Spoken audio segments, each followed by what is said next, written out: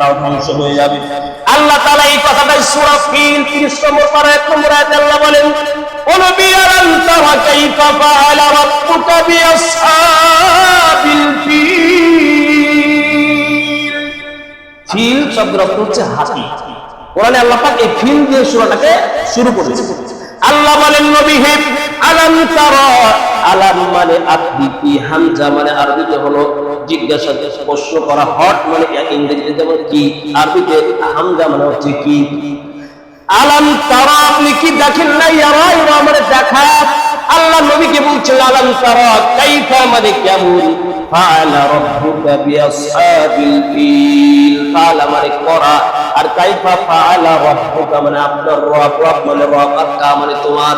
এ রাসূল আপনি কি দেখেন না, আলাম তারা কাইফা ফাআলা রাব্বুকা বিআসহাবিল ফিল। আসহাব মানে হলো ওয়ালা, আর ফিল মানে হলো হাতি। আল্লাহ বলে, নবী আপনি কি দেখেন নাই ওই হাতিওয়ালার সঙ্গে আপনার প্রতিপালক কেমন আচরণ করেছে। আলোচনা হলো বাচ্চা আব্রাহা আল্লাহ ফিল হাতির ঘটনা কেন বললেন।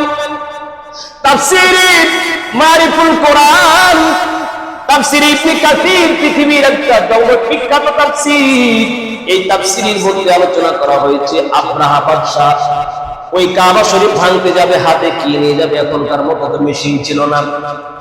ওই বাদশা আব্রাহা চিন্তা করলো কি করব। নাজ্জাশী বাদশাকে চিঠি লিখলো, বাদশা যাবো না, মক্কার ঘর দিয়ে ভাঙতে হয়, কি দিয়ে ভাঙবো, আমার কাছে তো হাতিয়ার লাগবে, বড় হাতিয়ার, কারণ সেই ঘর তো তখনও সেই যুগের মাটির পাথর দিয়ে বানানো, হাত দিয়ে তো আর ভাঙা যাবে না। নাজ্জাশী বাদশার কাছে অনেকগুলি হাতি ছিল। এই বাদশা নাজ্জাশী এই বাদশা আব্রাহাকে বলল, আব্রাহা ঘর যদি ভাঙতে হয় একাই যাওয়া যাবে না, আমার পক্ষ থেকে বিশাল বড় বড় দেহের অধিকারী হাতি আছে, হাতিগুলো নিয়ে যাও। হাতি ওই মক্কার ওই কাবা ঘরের পিলারের সাথে একটা রশি বেঁধে দিয়ে হাতির পায়ে বেঁধে দিবা, এবার হাতিকে পিটানো শুরু করবা, সঙ্গে সঙ্গে মক্কার ওই ঘর আল্লাহ ভেঙে, আমরা ভেঙে তছনছ করে দিব। তাহলে হাতি নিয়ে বের হয়েছিল কে? বাদশা আব্রাহা। সৈন্য সামন্ত তাফসীরে ইবনে কাসিরের মধ্যে আলোচনা হয়েছে এই তাফসীরের অধীনে, এই সূরার অধীনে এক মুফাসসিরের মত ওই 8টা হাতি নিয়ে রওনা হয়ে গেল, কেউ বলল 12টা হাতি নিয়ে রওনা হলো, আবার কেউ বলল 13টা হাতি নিয়ে রওনা হলো। এই 8 কিংবা 13 বা 12টা হাতি 60,000 বাহিনী। কি মনে করেন ওই যুগে 60,000 বাহিনী অনেক? 60,000 বাহিনী নিয়ে বাদশা আব্রাহা হাঁটতে শুরু করলো। একটু চিন্তা করেন, আজকে বাংলাদেশে ধরেন যে জনগণ যা ছিল, আজকে 50 বছর আগে কয়জন ছিল, বা এই পৃথিবীতে আজ থেকে 100 বছর আগে কতজন জনগণ ছিল? তো সেই যুগে 60,000 বাহিনী মানে অনেক বাহিনী। 60,000 বাহিনী নিয়ে হাঁটতে শুরু করলো, সাথে হচ্ছে 12টা হাতি। এই হাতিগুলি নিয়ে রওনা হয়ে গেল। ইয়ামেনের বাদশা আব্রাহা রওনা হয়ে গেল, মক্কার ঘরকে ভেঙে ফেলে দিবি। আল্লাহর নবী তখনও জন্মগ্রহণ করে নাই। এই রবিউল আউয়াল মাসে এই ঘটনাটা ঘটেছে। রবিউল আউয়াল মাস না, তার আগের মাসে, প্রায় রবিউল আউয়াল মাসে নবী জন্মগ্রহণ করলেন। আর নবী জন্মগ্রহণ করার 50 অথবা 55 দিন আগের এই ঘটনা ঘটলো। মুফাসসিরিনে কেরাম লিখেছেন এই ঘর আল্লাহ তাআলা ধ্বংস করলেন কেন? সেই বছরে, সেই যুগে, সেই সময়ে আল্লাহর প্রিয় হাবিব মুহাম্মদুর রাসূলুল্লাহ সাল্লাল্লাহু আলাইহি ওয়াসাল্লাম পৃথিবীতে তাশরীফ আনবেন। এর 55 দিন পরে নবী জন্মগ্রহণ করবেন।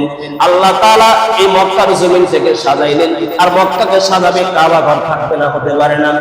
আল্লাহ নবীকে প্রশ্ন করলেন, নবী আপনি কি দেখেন নাই? তখন তো নবী জন্মগ্রহণ করেন নাই। তারপরে আল্লাহ নবীকে কেন বললেন? আল্লাহ তাআলা নবীকে পরবর্তীতে জানায় দিলেন, নবী আপনার জন্মগ্রহণ করার 50 বা 55 দিন আগের ঘটনা। ওই বাদশা আব্রাহা রওনা হয়ে গেল, 60,000 বাহিনী নিয়ে রওনা হয়ে গেল। আল্লাহ তাআলা ডাক দিয়ে বললেন, আলাম তারা কাইফা ফাআলা রাব্বুকা বিআসহাবিল ফিল আলাম ইয়াজআল কাইদাহুম ফি তাদলিল। আবার আল্লাহ প্রশ্ন করছেন, নিশ্চিত ঘটনাকে আল্লাহ পাক ব্যক্ত করছেন প্রশ্নবোধক শব্দ দিয়ে। কারণ প্রশ্নবোধক শব্দ দিয়ে যখন ব্যক্ত করা হয় তখন শ্রোতারা খুব ভালো বুঝে। আল্লাহ বলছেন, হে নবী আপনি কি জানেন না, আলাম ইয়াজআল কাইদাহুম ফি তাদলিল। আল্লাহ আবার বলছেন, আলাম ইয়াজআল, জাআলা মানে বানানো, আলাম ইয়াজআল আল্লাহ কি বানায় দেয় নাই, কাইদাহুম, কাইদুম মানে হলো ষড়যন্ত্র। যারা ষড়যন্ত্র করে, এটাকে আরবিতে বলে কায়দা, হুম হচ্ছে তাদের। আল্লাহ বলছেন আলাম ইয়াজআল কাইদাহুম ফি তাদলিল, মানে ব্যর্থ করে দেওয়া। ওই ইয়ামেনের বাদশা, ইয়ামেনের রাজধানীর বাদশা আব্রাহা যখন তার বাহিনী নিয়ে চলতে শুরু করলো, মক্কার ঘর ভেঙে ফেলবে। তুমি কি জানো না ওই মক্কার ঘর ভাঙতে গিয়ে সে নিজে তছনছ হয়ে গেল।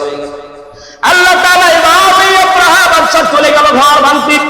লম্বা ঘটনা, প্রতি মক্কার অনেক ঘটনা ঘটলো। 7,000 বাহিনী নিয়ে 13-14টা হাতি নিয়ে চলে গেল, মক্কার ঘর ভেঙে ফেলবে। সামনে কারো কথা মানতেছে না। এরপর মক্কা ঢোকার, কাবা শরীফ ঢোকার একটু দূরে মিনার পাশে, মিনা এবং মুজদালিফার মধ্যবর্তী জায়গা, দুইটা এলাকা মক্কার। এই দুইটা জায়গার মধ্যে একটা জায়গা আছে ওয়াদি মুহাসসাব নামে একটা জায়গা। ওই ওয়াদি মুহাসসাব নামের জায়গায় আব্রাহা বাদশা যাওয়ার পরে তার শিবির স্থাপন করলো, তাবু টেনে সেখানে একটু আয়োজন করলো, প্রস্তুতি নিয়ে মিটিং শুরু হয়ে গেল কিভাবে মক্কার ঘর ভাঙবে। ওই সময়তে আল্লাহর নবীর দাদা আব্দুল মুত্তালিব ছিলেন ওই ঘরের মুতাওয়াল্লি বাদশা, কুরাইশ বংশের সে নেতা। ওই বাদশা আব্রাহা আব্দুল মুত্তালিবকে খবর পাঠালো, ও আব্দুল মুত্তালিব, তোমার বাবাদের ঘর আমি ভাঙতে এসেছি, আমাকে কি বাধা দিবা না? আব্দুল মুত্তালিব চিন্তা করলো এর সঙ্গে পারা যাবে না, জালেম বাদশা। দেখেন এই বাদশা আব্রাহা পৃথিবীতে চিরজীবন সন্ত্রাসী কাণ্ড ঘটিয়েছে মুসলমানরা না, ইহুদি আর খ্রিস্টানরা। আজকেও যারা ইহুদি খ্রিস্টানরা মুসলমানদেরকে জঙ্গি বলে তহমত দেয়, জঙ্গি বলে আমাদের মুসলমানদেরকে বিশ্বের মানচিত্রে রং করতে চাই, আসলে এটা ঠিক না। ওই বাদশা আব্রাহা মক্কায় ঢুকবে তার আগেই প্রাচীনকালে মানুষের উট গরু ছাগল ফাঁকা উন্মুক্ত মাঠে চড়ে বেড়াতো।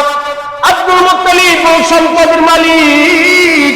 আব্দুল মুত্তালিবের 200 উট মদিনার উন্মুক্ত ময়দানে চড়ে ঘাস খাচ্ছে। আব্দুল মুত্তালিবের উটগুলো চিনতে পেরে এই বাদশা আব্রাহা 2,200 উটকে সে জবরদস্ত ভাবে দখল করে নিল।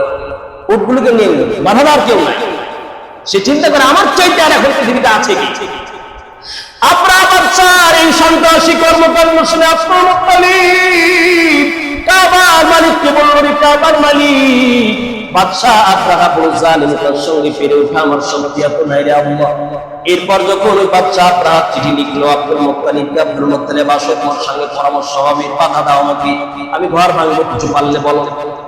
আব্দুল মুত্তালিব বিনয়ের সাথে আব্রাহার সঙ্গে সাক্ষাৎ করলো ওয়াদি মুহাসসাবের মধ্যে গিয়া। বাদশা আব্রাহা বড় সুখানের অধিকারী, সিংহাসন পেতেছে ওই ওয়াদি মুহাসসাব মক্কার বাইরে। এরপর আব্দুল মুত্তালিব আল্লাহর নবীর চাচা গিয়ে বলল, বাদশা আব্রাহা, আমি তোমার সাথে যুদ্ধ করতে চাই না।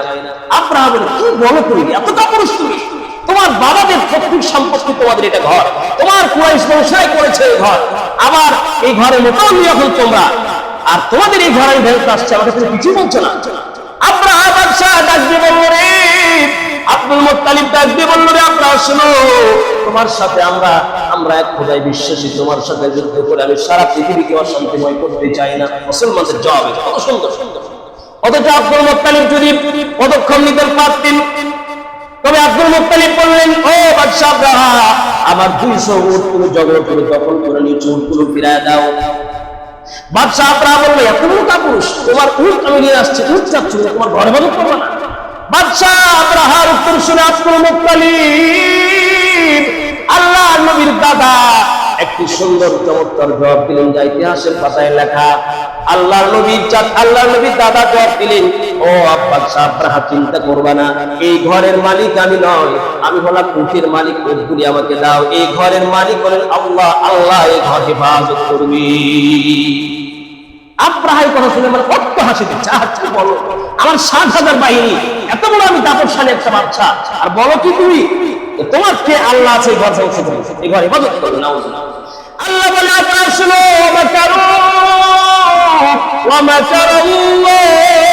ওয়াল্লাহু খায়রুল মাকিরিন। কি ষড়যন্ত্র তোমরা করো, কি কৌশল করো, এর চাইতে আমার কৌশল আরো বেশি। সম্মানিত ভাইরা আমার, এরপর আব্দুল মুত্তালিব উটগুলো নিয়ে চলে গেল। বাদশা তার উট ফেরত দিল। বাদশা আব্রাহার প্রতি উত্তর পেয়ে আব্দুল মুত্তালিব কাবার মধ্যে চলে গেল। কাবার চাবি ছিল আব্দুল মুত্তালিবের হাতে, আল্লাহর নবীর দাদা আব্দুল মুত্তালিবের হাতে কাবার চাবি। কাবার তালাটা খুলে ভিতরে ঢুকে কাবার গেলাম, ওই কালো গেলাপটা ধরে আল্লাহর নবীর দাদা আব্দুল মুত্তালিব আরশের দিকে আকাশটা মাথাটা আকাশের দিকে তুলে কাবার মালিককে বলে, রে কাবার মালিক, যে দেখো জালেম বাদশা ইয়ামিনের বাদশা আব্রাহা তোমার এই ঘরকে ধ্বংস করতে এসেছে, আল্লাহ তুমি এই ঘরকে হেফাজত করো, ঘরের মালিক তুমি। কাকুতি মিনতি করে মায়াবী চোখে কান্না ভরা চোখে কান্না করতে করতে তিনি এই দোয়া করে কাবার ভিতর থেকে বের হয়ে পার চলে গেলেন। এই সদা যুদ্ধ করব না। আল্লাহ রাব্বুল আলামিন দোয়া কবুল করলেন। কুরাইশরা মাজলুমেরা দোয়া কবুল করলেন। আল্লাহ নবী বলেন, ইত্তাকি দাওয়াতাল মাজলুম ফাইন্না বাইনাহু ওয়া বাইনাল্লাহি লা হিজাবুন। উম্মতে শুনো, ইবনে মাজাহ শরীফের হাদিস। আল্লাহ নবী বলেন, ও আমার উম্মতেরা, কাউকে মাজলুম বানায়ো না, মাজলুম বানায়ো না। মিথ্যা মামলা দাও মাজলুমি, কারো সম্পদ দখল করে নেওয়াটা মাজলুম বানায় দেওয়া, জালিম তুমি হয়ে গেল। আল্লাহ রাসূল বলেন, মানুষ যদি দোয়া করে দোয়া কিন্তু কবুল হয় না অনেক সময়, কিন্তু মাজলুম যদি একটু হাতটা উঠায় ওই মাজলুমের দোয়া আল্লাহ রাব্বুল আলামিন সঙ্গে সঙ্গেই কবুল করে নেন। আব্দুল মুত্তালিবের দোয়া কবুল হয়ে গেল। ৭০০০ বাহিনী নিয়ে ওই ওয়াদি মুহাসসাবে যেমনই ঢুকতে যাবে আল্লাহ রাব্বুল আলামিন আকাশ থেকে পাখিকে ঘোষণা করলেন। আগেই বলেছি ইয়ামানের